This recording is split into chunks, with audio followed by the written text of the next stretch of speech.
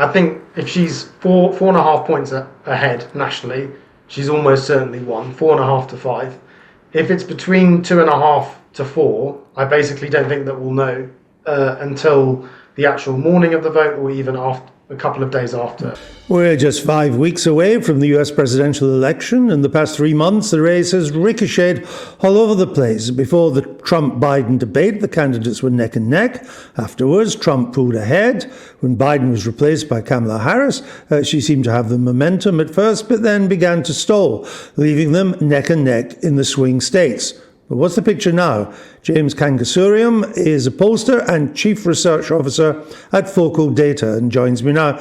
James, let's start with this question. In terms of the broad overview, where are we now? So where we are is that around 50,000 votes are probably in it for the presidential election, and there are 7 key swing states in which the gap between Donald Trump and Kamala Harris is probably no more than 2 or 3 points. So those are Arizona, Michigan, Pennsylvania, Nevada, Wisconsin, Georgia, and North Carolina. And broadly, those 3 swing states are in 3 buckets. You've got the Midwestern swing states, you've got the southern ones, and then you've got the Sunshine Belt. And what we're seeing is that really Harris has slightly pulled ahead versus where she was around two or 3 weeks ago, probably as a function of performing quite well in the debate. However, things are still materially very close. We're seeing a number of different pollsters forecast different presidents, and we also are sitting in the context of US polling being historically very inaccurate, particularly at the state level as opposed to nationally. Why is it so inaccurate? I mean, this most sophisticated and well-financed of political systems, why? One of the problems is it has trouble getting to the poorer Trump white working class vote. Is that still an issue? I think it still is potentially an issue, but I think there's a wider point to make about the issue with US polling, which is to do with levels of social trust. So I remember looking at this in around 2020, and the polling error by state was quite correlated to the number of white working class voters by state. So for example, in 2020, the polls had Florida with a 1.8 lead for Biden. It ended up being a 3.3 lead for Trump. It had Iowa as a 2.3 lead for Trump. It ended up being 8 points. So it did correlate quite sharply to the demographics. But the wider thing that was missing was basically voters who have low levels of social trust. So they're just not likely to take polls. They don't trust polls. They don't trust institutions with their own data. And this produces an asymmetrical bias in how US pollsters sample, because the people that they're likely to be missing out on do disproportionately lean Republican. Has that all been fixed? Well, the case for it being fixed is that the US polls perform quite well, particularly at the midterms and particularly in these in-between kind of elections, between federal elections. The case against, though, is that we can continue to see it at 2020, quite large errors. We haven't really seen that much systemic change in who pollsters are speaking to in terms of methodologies. So it stands to reason there could well be another error in the offing. Well, that should make us wary of polls, because you said earlier that in the swing states, Kamala Harris may be edging ahead in several of them, but not by more than the likely margin of error. So it's by no means a done deal if she's only ahead by 1 or 2 points, correct? Yeah, it's not a done deal at all. And I think this is not helped by not knowing what lead she needs to have nationally that translates into an advantage in the Electoral College system. So some pollsters think that if she's basically ahead by 2.5 points in the country, she can win in the Electoral College system. Other people think it's as high as 4. That is unfortunately as large as the margin of error. And she happens to be polling at around 4 points ahead now. So yeah, it's all to play for. So because you make the point that in the national polling, as Hillary Clinton found out the hard way, just being ahead in national polling doesn't necessarily get you the votes you need in the Electoral College to win the election. So do you have an idea of how far someone should be ahead to be pretty sure of getting a majority in the Electoral College? My sense is that I'll give you a straightforward answer. I think if she's 4.5 points ahead nationally, she's almost certainly won, 4.5 to 5.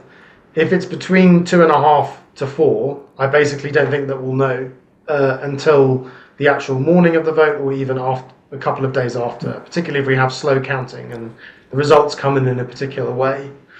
If she's below 2.5 or 2, my strong instinct is that Donald Trump will be president again. And because we have this electoral college lean that doesn't really benefit the Democrats, because effectively what they've done over the last 10 years is trade away Iowa, Ohio and Florida, which have double the number of votes, for states that they now win quite comfortably, like Colorado and Virginia. So the net effect of the realignment in states for the Democrats is basically to be down 30 to 25 electoral college votes. It's a fascinating part of the system. Am I right in thinking that in the national vote, has Kamala Harris been steadily increasing her lead over Mr. Trump, or has she gone up and then kind of hit a wall?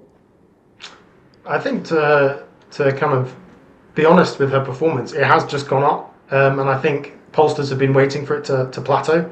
I think that story differs by the pollsters that you speak to and the ones that go into the polling averages. But for now, it doesn't look like she's plateaued yet. But my strong prior is that we could well be heading into a situation where the rise in her vote share has effectively a ceiling, and she may have reached that. On the three issues that matter most to voters, the economy, immigration, particularly the southern border, and law and order, Trump polls better than Harris on these three. But he's had trouble focusing on the issues, partly because of his lack of self-discipline. Is that hindering his chances of victory? If he concentrated more on the issues rather than on what happened in January the 6th or this election being stolen from him last time round, would he be doing better? I mean, definitely. So just to be really clear on this, the fundamentals of the election favour Trump, whether that's the cost of living, that's inflation, immigration, jobs in the economy. A lot of incumbent governments post-COVID are getting chucked out, and they're getting removed quite viscerally. And from the perspective of Trump, if you didn't know about the performance of Harris and Trump and you just looked at this like a political scientist, you would say, on balance, this is more probably a Republican victory than a Democrat victory. It is very unusual that Donald Trump is leading on the three most salient issues, and not just leading, very large leads, and they're much more salient than the other cluster of issues, and to still be losing the vote nationally and in the swing states. And I think if he had allowed the fundamentals to take root, which typically would involve a disciplined, well-structured campaign with a clear line of communication, on balance you'd expect this to be a Republican victory. But Andrew, that hasn't happened really. No, because sometimes he's his own worst enemy on these matters, as we saw in the debate. The abortion issue was thought to help the Democrats in the 2022 midterms. Is it a big enough issue for enough people to be decisive for the Democrats this time round? Yeah, it's a good question. So I think that answer differs by state. So where I think it's on the ballot, for example, in Arizona, that may well change the composition of the electorate and help the Democrats. But fundamentally, the midterm electorate is quite different. It's higher affluence. It's obviously people who are more likely to turn out because they're turning out in the midterms, and structurally, it's full of fewer kind of occasional voters. And it's one of these big changes in US politics that actually midterm electorates favour the Democrats now, and actually it's in these national federal elections that the Republicans can draw upon a pool of people who are more occasional, who are perhaps more socially conservative, who have mixed views on the economy. Really, the election result is going to toggle on these voters. Can Trump enthuse parts of the electorate that don't really turn out for a lot of these state houses elections or governorship elections or things like that? Now, Nate Silver, founder of 538, famous American pollster, now running a very complex computer model. He's saying that the most common scenario has been that Harris sweeps the 7 swing states.